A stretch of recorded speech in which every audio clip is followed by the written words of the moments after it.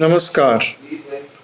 BA part 2 के सभी विद्यार्थियों का एक बार फिर से ऑनलाइन क्लास में स्वागत है। प्रिय विद्यार्थियों, आज हम चर्चा करेंगे प्लेटो के साम्यवाद सिद्धांत की। प्लेटो का साम्यवाद सिद्धांत, जो कि उसने अपनी पुस्तक रिपब्लिक में प्रतिपादित किया है। प्लेटो का अंतिम उद्देश्य था एक आदर्श राज्य की स्थापना।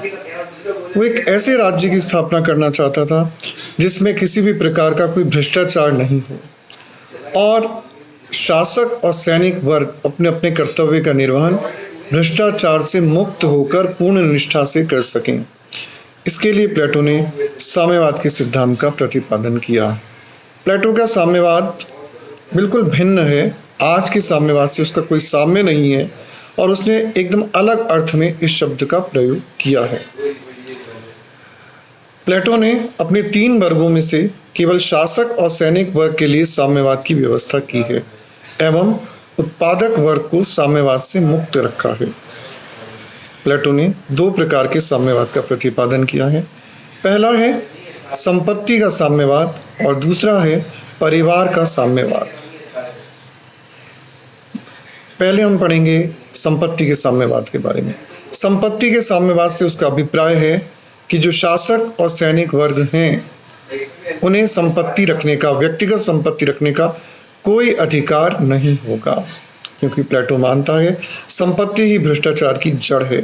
धन ही व्यक्ति को भ्रष्ट बनाता है। इसलिए प्लेटो के अनुसार शासक वर्ग और सैनिक वर्ग को व्यक्तिगत संपत्ति, चाहे वो चल संपत्ति हो चाहे वो अचल संपत्ति हो, रखने का कोई अधिकार नहीं होगा।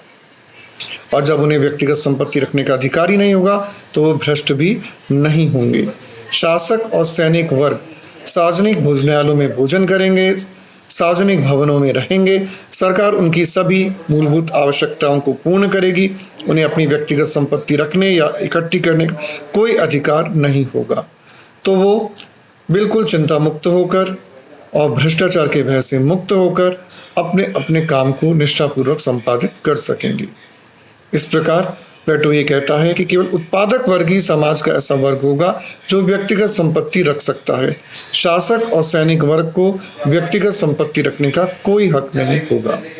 संपत्ति के बाद जो दूसरी चीज व्यक्ति को भ्रष्ट करती है वह है उसके परिवार के प्रति मोह। अपनी पत्नी, अपने बच्चों के लिए वो संपत्ति एकत्र करना चाहता है।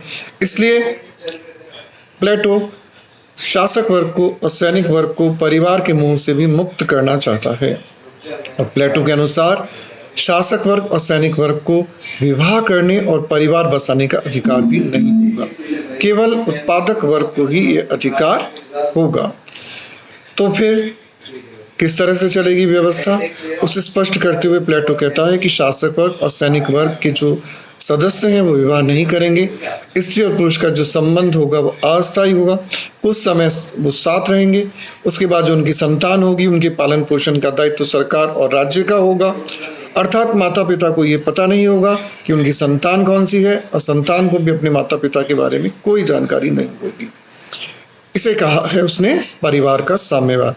यानी शासक और सैनिक वर्ग को वो 2 प्रकार के साम्यवाद के साथ जोड़ता है और ये कहता है कि शासक और सैनिक वर्ग, जिन्हें वो संयुक्त रूप से अभिभावक वर्ग के रूप में संबोधित करता है, इन दोनों वर्गों को ना तो व्यक्तिगत संपत्ति रखने का अधिकार है, ना शादी करने का अधिकार है, ना परिवार बसाने का अधिकार है।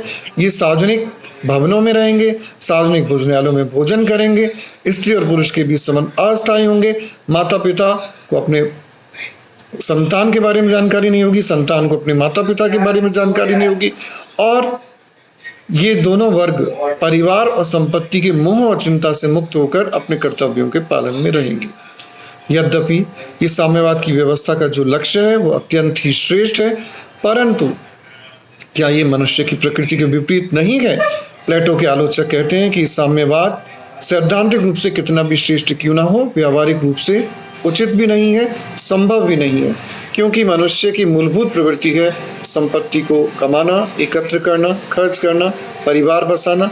और प्लेटो इस साम्यवाद के माध्यम से शासक और सैनिक वर्ग की इन मूलभूत प्रवृत्तियों पर ही कुठाराघात करता है। इसलिए हम ये कह सकते हैं कि व्यावहारिक रूप से उचित नहीं प्रतीत होता है। फिर भी इसे हम प्लेटो के इस प्रयास के रूप में मान सकते हैं कि प्लेटो ने एक कल्पना की कि किस तरह से शासक और सैनिक वर्ग को साम्यवाद के साथ संबद्ध करके भ्रष्टाचार से मुक्त किया जा सके। आज के लिए इतना ही। धन्यवाद। फिर मिलेंगे।